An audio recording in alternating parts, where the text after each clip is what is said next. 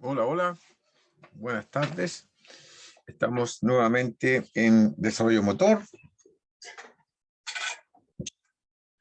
para conversar lo que habíamos ya hablado más o menos el día martes con respecto a la funcionalidad, a un poco a entender en qué consiste nuestro cuerpo también para poder entender cada vez mejor lo que es el ajuste postural, toda la prevención de movimientos que nos pueda significar algún riesgo de lesión. Eso en la vida cotidiana o trasladado a los deportes recreativos o actividades físicas recreativas o actividades físicas deportivas competitivas. Entonces habíamos estado hablando de la anatomía funcional y vamos a repasar un poco de la estructura de nuestro cuerpo. Vamos a hablar un poquito de eso. Entonces,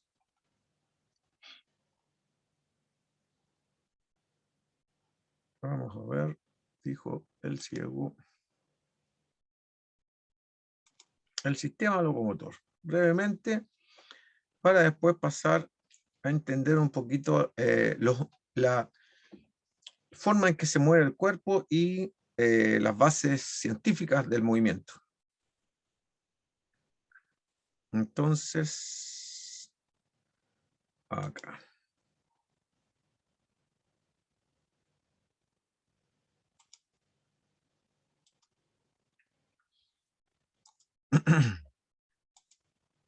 Aquí vamos a hablar brevemente para pasar a lo que más nos relaciona con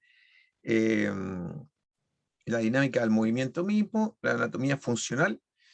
El cuerpo está compuesto por 208 huesos, más o menos, y dependiendo del texto que ustedes puedan leer, está entre los 600 y los 639 músculos, ¿ya? ¿Por qué podría haber esa diferencia? Porque en algunos textos definen específicamente por función de algunos fascículos musculares y entonces eso lo denominan como un músculo aparte, ¿ya? Como son los músculos de la palma, flexor de la palma, flexor de los dedos, ¿ya? Que une, ¿ya? Yo puedo flectar dedos solamente, o flectar la palma y los dedos para cerrar el puño, y entonces 639, 638 músculos y 208 huesos en el cuerpo. ¿Sí? Tenemos músculos que van a estar dados en la parte anterior y posterior de nuestro cuerpo. ¿Sí? Vamos ahí sí. Músculos que están en la parte anterior y posterior de nuestro cuerpo, que van a estar nombrados por su ubicación y por su función, ¿ya? Pectoral, mayor, medio y menor, ¿no es cierto? Musculatura anterior del brazo, bíceps, ¿no es cierto? Antebrazo, pronadores, supinadores, extensores y flexores de la muñeca, en los brazos, ¿no es cierto? Tríceps por la parte posterior, ahí tenemos. También tenemos cuádriceps en las piernas, sartorio, componente del cuádriceps, vasto interno, externo, recto anterior, tensor de la fascia lata. En la parte baja tenemos los peroneos, tenemos el tibial anterior. En esta parte posterior tenemos el tríceps sural, sóleos, gemelos, glúteos, isquiotibiales, tríceps, dorsal ancho, romboide, trapecio, deltoide posterior, supraespinoso, etc.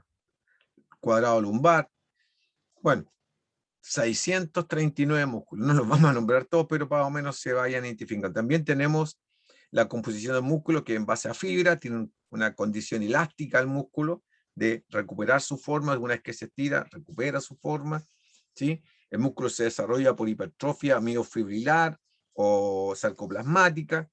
Bien, sarcoplasmática es cuando se llena mucho de sangre, entonces se hincha y se ve grande, abultado el músculo, pero después como que tiende a recuperar su forma al perder un poco la presión de la irrigación sanguínea. Después está la miofibrilar, que es por aumento de la carga de trabajo, la intensidad del trabajo, el músculo se desarrolla y crece en grosor transversal la fibra, y entonces adquiere por estructura proteica un mayor volumen muscular. ¿Ya? Después tenemos la fibra con algunas diferencias, ¿no es cierto? rojas, blancas. Blancas son de velocidad, básicamente, de movimientos rápidos, explosivos. Las rojas son de resistencia y fuerza, pero también están las mixtas, que participan en movimientos que son nunca puros, sino que combinados, ¿ya? En acciones motoras combinadas, ¿ya? El músculo está cubierto por una aponeurosis, y que es una capa que envuelve, ¿no es cierto?, epimicio, y tiene características también de mantener la fibra en la forma del músculo. Y los músculos van a tener distintas formas, siempre van unidos al hueso a través del tendón, ¿ya? De los tendones, ¿sí? Los músculos siempre traccionan, tienen un origen y una inserción donde nace el músculo y hasta donde llega el músculo. A veces pasa por sobre de una articulación o de dos. Entonces, ahí va a provocar una acción variada. Existe una relación intermuscular entre músculos y también, a ver, voy a explicar bien. Entre músculos existe una relación y en la parte interna también del músculo. Se llama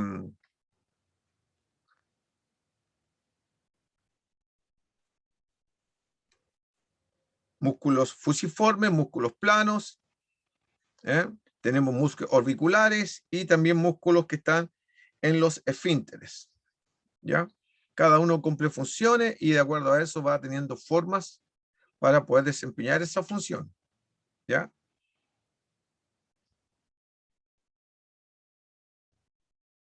Músculos de la cara, que nos dan la expresión del rostro, que están, ¿no es cierto?, relacionados con la inserción en los huesos del cráneo. Ahí tenemos músculos de los brazos, hombro, brazo, antebrazo, ¿cierto?, pronador, supinador, estamos hablando de los principales, palmares, flexores, en la mano. También tenemos en las piernas músculos glúteos, isquiotibiales, cuádriceps, posteriores de la tibia, sóleos, gemelos, tibial anterior, peroneo lateral largo, que va por el costado y nos da la estabilidad. En ese caso que estoy mostrando aquí, lo habíamos visto esto el martes. Estamos repasando rápidamente nomás. Pero si conocemos bien la estructura y que los músculos se sostienen en el esqueleto, unidos a través de los tendones, entonces van a originar palancas y movimientos que vamos a tener que entender un poquito más para comprender el por qué a veces podemos hacer ciertas cosas y tenemos que cuidar cómo hacemos esos movimientos con cierta técnica para prevenir, ¿no es cierto?, situaciones puntuales del cuerpo. Entonces, bíceps contraído significa que vamos a definir al músculo como agonista, ¿ya? Cuando está flectando el brazo el bíceps. Y el antagonista, el que es opuesto por el lado de atrás del brazo, que sería el tríceps, se relaja para permitir entonces el movimiento o la contracción del bíceps y lograr una flexión, en este caso, por ejemplo, de 90 grados. Entonces, cuando actúa el agonista, el antagonista se relaja para producir ese movimiento que el agonista necesita hacer, que en este caso, al contraerse los músculos, producen la flexión del codo, ¿sí? En el brazo estirado y al contrario, se relaja el bíceps y actúa el tríceps, ¿okay?, que es motor primario de la extensión del brazo, ¿ya? Funciones del esqueleto como básicamente protege y posibilita el movimiento porque hace las veces de palanca, y ya que los músculos están insertados en estos huesos, ¿sí?, a través de los tendones, ¿ya? También se produce una reserva bastante importante de fósforo y de calcio y la fabricación en la médula ósea roja, fabricación de células sanguíneas, principalmente el glóbulo rojo, ¿ya?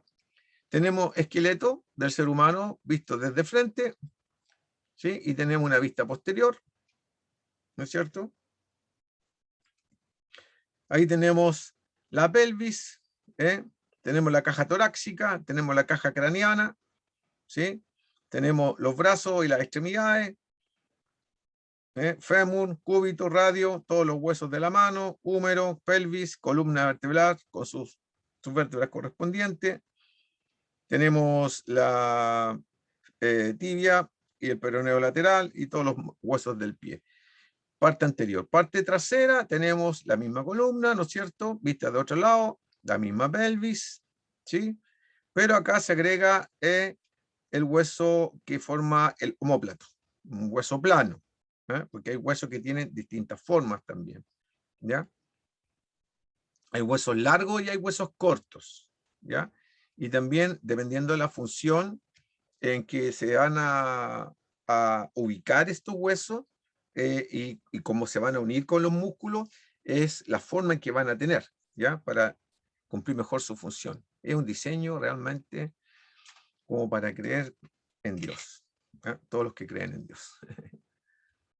Entonces tenemos huesos cortos, huesos largos, huesos planos. Huesos cortos, uno de los mejores ejemplos, hay varios, en las manos especialmente y en los pies hay muchos, el calcáneo puede ser uno también, pero los más relevantes y los más notables son las vértebras que protegen la columna, ¿sí? Forman la columna y protegen la médula del sistema nervioso, ¿ya? La médula espinal. Entonces, ahí, por ejemplo, algunos nombres: calcáneo, vértebra, rótula. La rótula también es un huesito. Huesos planos, parietales, frontales, omóplatos. Parietales, frontales están en los cráneos. Y en las extremidades, fémur, cúbito, tibia, húmero, huesos largos.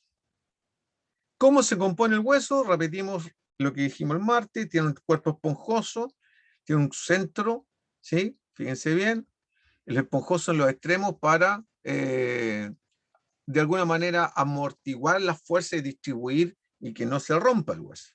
Tejido óseo compacto en la parte central, tiene una membrana que lo cubre, que es el periósteo, ¿sí? Tenemos las extremidades donde están básicamente ubicados los cartílagos, ¿ya? Las depresiones de las extremidades, la cabeza, del fémur, las extremidades de la rodilla, ¿ya? Tejido óseo compacto, periósteo, capa externa, médula, ¿cierto? Médula roja, ¿sí? Donde se realiza la fabricación de los glóbulos rojos, ¿sí? Ahí tenemos entonces un acercamiento de la parte esponjosa, ¿m? Donde se fabrican básicamente los glóbulos rojos. Médula amarilla, tejido de naturaleza grasa y color amarillo, ¿ya? Que le da cierta resistencia al hueso. Huesos del cráneo, ¿cierto? Ahí tenemos frontal, parietal, efenoide, nasal, los pómulos, maxilar superior, mandíbula inferior, occipital, temporal, ¿ya? Tenemos la cavidad de donde está la nariz, donde está el lagrimal, y se va viendo la columna, donde están, esos son huesos cortos que conforman, ¿no es cierto?, una curvatura que nos permite ciertos grados de movimiento y flexibilidad en el cuerpo, ¿ya? Entre las vértebras tenemos, ¿no es cierto?, distintas zonas: cervical, dorsal, lumbar y sacra.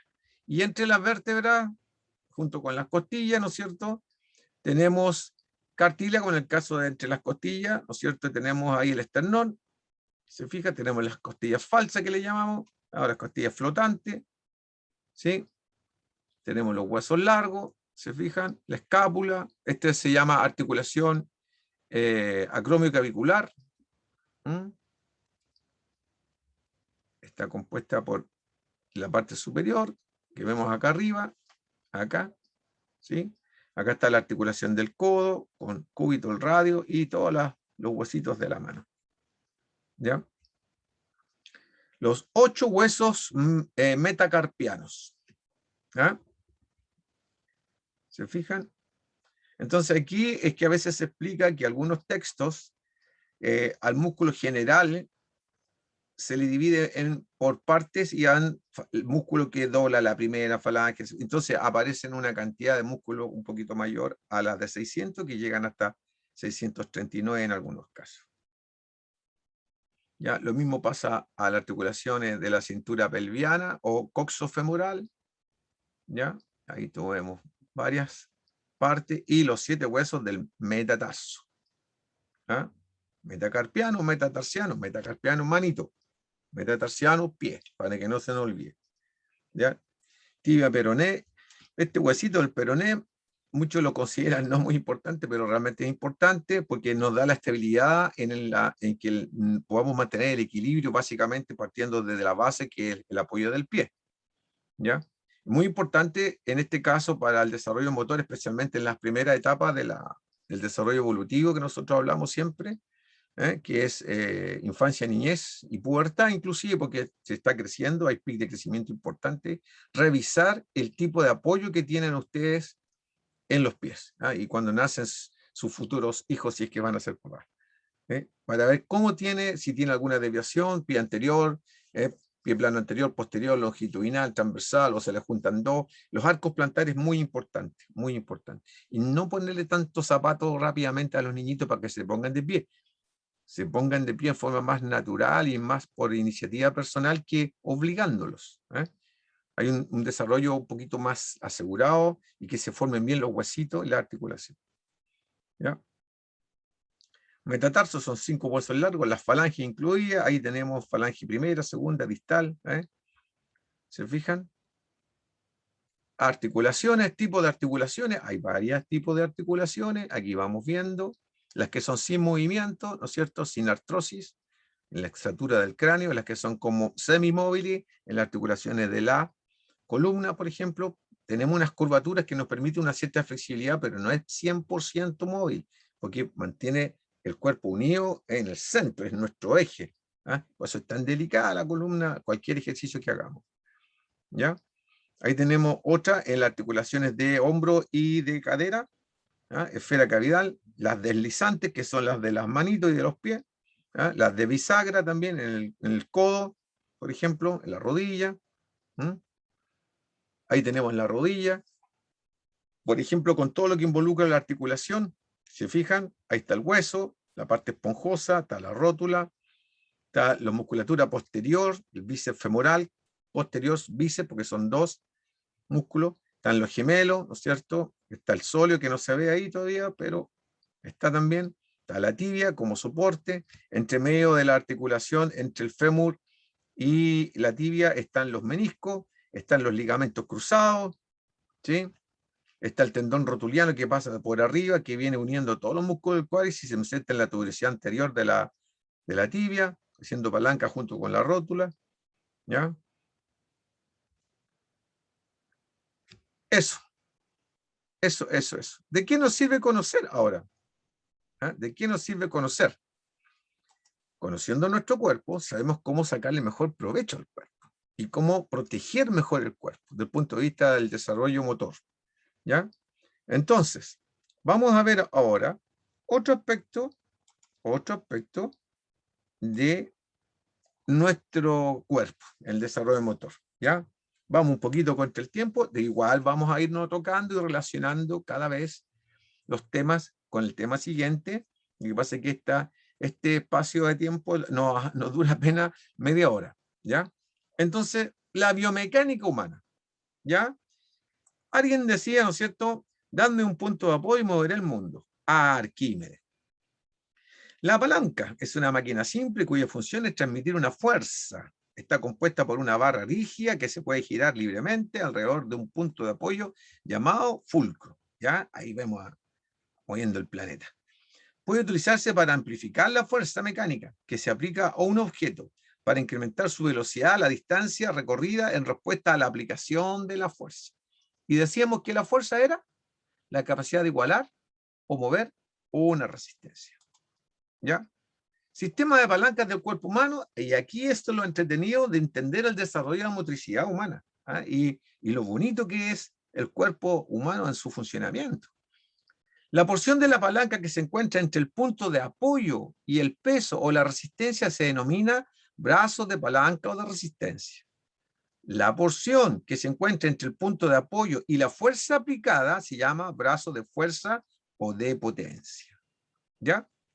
¿Se entiende bien eso? Después lo vamos a repasar igual. Entonces tenemos tipos de palancas que se ejercen en el cuerpo: palanca de primer grado, palanca de segundo grado y palanca de tercer grado. Se fijan aquí que lo que varía es el punto de apoyo y dónde se ejerce la fuerza. ¿eh? Y en el sentido también. Entonces aquí, para entender esto, si quisiéramos profundizar, tenemos que hacer análisis de fuerza y darle magnitud y sentido, o sea, vectorizar la fuerza para tener un mejor aprovechamiento del movimiento que hagamos en la vida cotidiana que hacemos al levantar un objeto, al transportar un objeto, ¿no es cierto?, al empujar un objeto, al remolcar un objeto, por ejemplo, que ya tenga un cierto peso. Sobre el 30% del peso corporal ya tiene que tener cuidado las personas al ejecutar una fuerza. Más aún cuando hacemos una fuerza que involucra un cierto rendimiento, una cierta competencia, ya sea recreativa o de alto rendimiento en un deporte, ¿ya?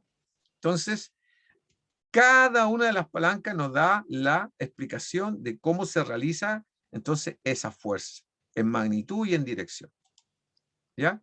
Y se relaciona con lo que hicimos en las primeras conversaciones en el ajuste postural con la ergonomía. El cómo realizar un trabajo en forma eficiente con el menor riesgo posible, ¿ya? Entonces, acá estudiamos el movimiento y el desarrollo del movimiento para producir un movimiento eficiente, con confort, con comodidad, sin dolor y sin lesión, ¿ya?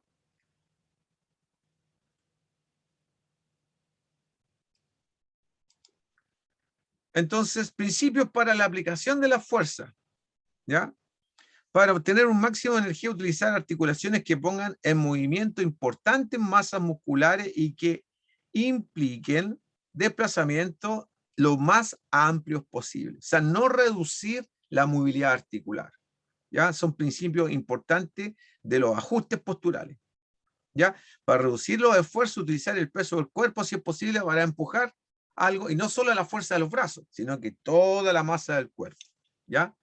En algunos deportes, por ejemplo, se piensa en lo mismo. Si yo voy a lanzar la pelota de básquetbol al aro, desde los 3 puntos, que está más alejado del aro, no solamente usar la fuerza de los brazos, que probablemente pueda ser suficiente a lo mejor, pero es mucho más eficiente saltar, usar la fuerza de las piernas, del tronco y al final de los brazos para lograr una mayor distancia y mayor facilidad y puntería, por ejemplo. ¿Ya? Bueno, hay una serie de principios, ¿ya? Aquí en nuestra primera hojita hay 10, otros 10 más hacen 20, y podemos pensar en cómo ahora hacer un levantamiento y movimiento de carga, el manejo de carga de nuestro propio cuerpo, primero que todo, al levantarse, al abrochar un zapato, al sentarse, ¿eh? Al subir una escala, etcétera. Tenemos que pensar cómo lo vamos a hacer y por qué lo vamos a hacer de una manera y no de otra, ¿ya? Para entender cómo se manipulan las cargas. Manipulación de cargas generalmente por intensidad produce algún tipo de fatiga, ¿ya? O puede producir lesiones o contusiones, golpes, cortes, heridas, etcétera. Cualquier situación que nos pueda significar un problema. Entonces, ¿cómo se manejan las cargas? Fíjense que siempre manipulando, recuerden, las estructuras del movimiento son 3: manipulación, equilibrio y locomoción. Manipulando los objetos siempre pensando qué queremos lograr con el objeto y cómo lo vamos a desplazar, si es que lo tenemos que mover de un lado a otro, ¿sí? Y buscar la economía y el menor riesgo, ¿ya? Si nosotros pensamos cómo evitar riesgos, ya sea en actividades cotidianas o diarias, de actividades del hogar, por ejemplo, mover una mesa en el comedor, la cama, en el dormitorio, algún velador, ¿eh? Vamos a tener que hacer un cierto nivel de fuerza, incluso si vamos a comprar de repente, tenemos llevar cargas muy pesadas, bueno, ver cómo lo hacemos. Analizar un poco el movimiento que vamos a hacer, no hacer la fuerza en forma vulgarmente, como se dice, bruta. ¿Ah? Entonces, para evitar este porcentaje que se señala aquí, dice que más o menos un 20 o 25% de los accidentes que puedan producirse a nivel muscular o estructural de hueso es por una mala manipulación de las cargas, ¿ya? Por una fuerza mal hecha, ¿ya? En general, entonces, debe uno considerar el factor de cuánto pesa esa carga, ¿eh? Entre 3 kilos, ¿sí? En adelante ya, si uno hace mal el ejercicio, dependiendo de la articulación que participe, o hace mal el movimiento, dijéramos así en realidad, existe ya a partir de los 3 kilos hacia arriba algún riesgo, ¿ya? Y hay que tener ciertos parámetros del movimiento que se va a ejecutar, ¿ya? Pesos máximos a manejar fuera del eje del cuerpo, que sería la columna. Mientras más fuera del eje de la columna está esos pesos, ¿ya? El factor de riesgo es más alto. Por lo tanto, hay que analizar bien el movimiento que vamos a hacer, ¿ya? En este caso, con un peso máximo de 25 kilos, 15 kilos para mujeres y jóvenes y mayores. Para trabajadores entrenados, por ejemplo, la gente que carga camiones en los supermercados o en los puertos de nuestro país, manejan esas cargas y a veces hasta mucho más, pero siempre hay un riesgo y una correlación directa con el accidente o la lesión que se pueda producir. Por lo tanto, es importante tener esto en consideración, ¿ya? Aquí tenemos factores de riesgo en la manipulación de las cargas, ¿ya? Dependiendo de la característica de la carga, el esfuerzo físico necesario, de las características del medio de trabajo, la exigencia de la actividad y los factores individuales que cada uno pueda tener, si es más sedentario, si es menos sedentario, si tiene una estructura muscular adecuada, o si es más débil, si es más alto o si es más bajo, etc. Entonces, se va a tener que ver. Fíjense bien que mientras más cerca del cuerpo, en este caso, el peso puede ser mayor al manipularse, pero con el brazo flectado. 13, 19, 25, 20, 14. Mientras más nos alejamos, los kilos tienen que ir disminuyendo por el efecto de palanca que se produce especialmente en la columna. 7 de 13 bajamos a 7, de 19 a 11 en este sector. Se fijan que hay cuadrantes dentro del cuerpo. En la zona media de 25 bajamos a 13. Baja el tren inferior, bajo la cintura, de 20 a 12. ¿Ya? Y más abajito, en el extremo de las piernas, de 14 baja a 8. ¿Ya? Entonces, mientras más lejos tengamos la carga de manejo del centro de gravedad de nuestro cuerpo, el riesgo es mayor. Por lo tanto, hay que estructurar bien el cómo se trabaja y cómo se produce ese movimiento. Fíjense bien la presión que se ejerce a nivel vertebral en la articulación coxofemoral, base en la columna lumbar, básicamente, con 25 kilos en este cambio de posición. Si yo tengo la columna derechita, flecto bien las piernas, la presión es bastante alta de todas maneras, pero son apenas 75 kilos. Pero si yo no flecto las piernas, estos mismos 25 kilos, al hacer el ejercicio mal hecho, me va a aumentar la presión a 375 kilos de presión intervertebral. O sea, los discos que están entre medio de las vértebras sufren ese nivel de presión, por lo cual muchas veces se lesionan y producen hernias. ¿Ya? Lo mismo si vamos a levantar un objeto y lo vamos a manejar por sobre la cabeza. Planificar cómo vamos a levantar, cómo poner los pies para tener un buen equilibrio. Recuerden, manipulación, equilibrio y locomoción son 3 categorías de movimientos dentro del desarrollo motor humano que tenemos que considerar para tener una prevención en este sentido. ¿Ya? Colocar bien los pies, adoptar una postura de levantamiento. Si no es suficiente su fuerza, pedir ayuda o usar algunos elementos que le ayude. Un buen agarre, levantamiento suave, no violento, no aplicar torque, porque ahí entonces también la columna se puede lesionar. ¿Ya? Hace tracción y giro de esos manos. Carga cerca del cuerpo en lo posible, nunca lejos, como acabamos de señalar, y depositar la carga con control, no tirarla, no soltarla violentamente ni recogerla violentamente. ¿Ah? Bueno, la estructura de la columna la hemos visto anteriormente, pero la volvemos a repasar. Columna cervical, dorsal, lumbar y la sacra. ¿Ya? Cada de estos puntos en estas zonas, son zonas de quiebre que les llaman, donde hay una cierta flexibilidad de columna para flectar hacia adelante o hacia atrás o hacia los lados. ¿Ya? Todas las posibilidades de movimiento entre los 3 ejes que tiene el cuerpo humano. Es importantísimo saber que a través de los orificios que están en las vértebras pasa la médula espinal. Que si hacemos un ejercicio mal y no hacemos la prevención de la situación que podemos llegar a tener, estos discos, especialmente aquí vemos un ejemplo, se van a desplazar porque son cartilaginosos, ¿ya? Y al tener la presión de 75 o de 375 kilos, como hablábamos delante, puede salir y presionar la médula, ¿ya? Y provocar un dolor agudo, como por ejemplo el lumbociático, ¿ah? Lumbago que le llaman, por ejemplo. ¿Eh? Y incluso puede ser tan fuerte el dolor que queda imposibilitado de moverse, ¿ya? Queda imposibilitado de moverse. ¿Mm? Muy, muy importante. Entonces tenemos algunos fenómenos que por movimientos de la columna se pueden producir sin que caiga en el exceso, pero también por un mal uso, por un uso reiterativo, mal uso reiterativo, ¿cierto? Se puede producir la lordosis cervical, la cifosis dorsal, la lordosis lumbar o la cifosis sacra. O se pueden combinar. En una puede tener lordosis y en el otro lado cifosis, entonces la columna está chueca en dos sentidos. ¿Ya? Importante, por lo tanto, cuidar los ejercicios y la forma en que se trabaja. Las funciones de la columna son un eje de sustentación del cuerpo, donde está la médula, que viene desde el cerebro hacia abajo, ¿no es cierto? Donde salen todas las terminaciones nerviosas. Es una estructura semimóvil, no es plenamente móvil, tiene ciertos rangos de limitación, amortigua cargas, ¿no es cierto?, por el efecto de los discos intervertebrales, protege al máximo la médula espinal, pero si no nos cuidamos, la médula podría llegar hasta cortarse.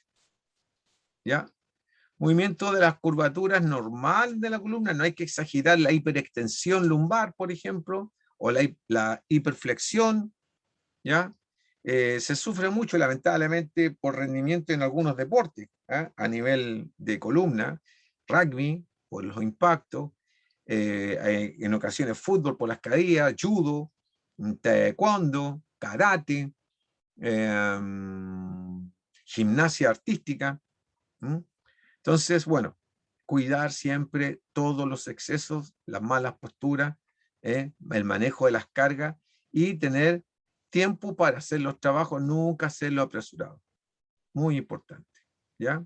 Posturas adecuadas, la postura adecuada para hacer los gestos de trabajo, sentarse correctamente, dormir correctamente, con una almohada lo suficientemente alta para poner de costado, no de espalda, ¿ya?